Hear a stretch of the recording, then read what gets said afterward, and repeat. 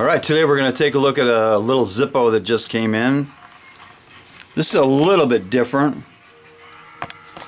Now it arrived in a box with the new packaging, this cardboard sleeve, and on it says REP Black Crackle.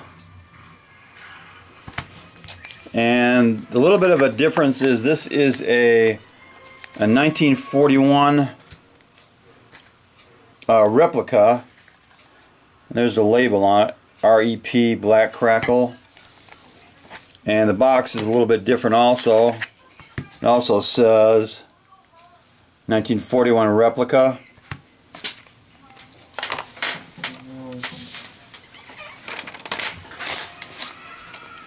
And here is the Black Crackle finish. A real nice non-glare. It should hold up quite a while. Has a really good sound with a steel insert. Lights up good. And the difference, a normal Zippo has this kind of stamping on it. Normally says Bradford, PA, made in Bradford, PA, made in USA. That's a normal stamping.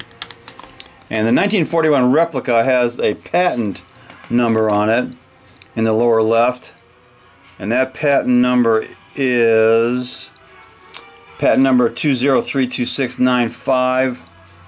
That's the main difference, except the corners are a little bit more rounded on the upper side. So this Black Crackle has the patent number on it also. You can see that on the bottom. It's also patent number 2032695. Good stamping on this one. Sounds real good. Let's do a drop test. We're going to do a flaming drop test on this one from about 2 feet.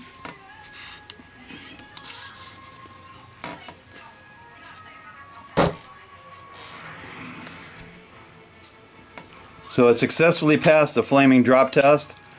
That is a 1941 Black Crackle Zippo. Pretty plain. You can see it's got the rounded edges on top. It's a nice Zippo, and it definitely deserves some cowbell.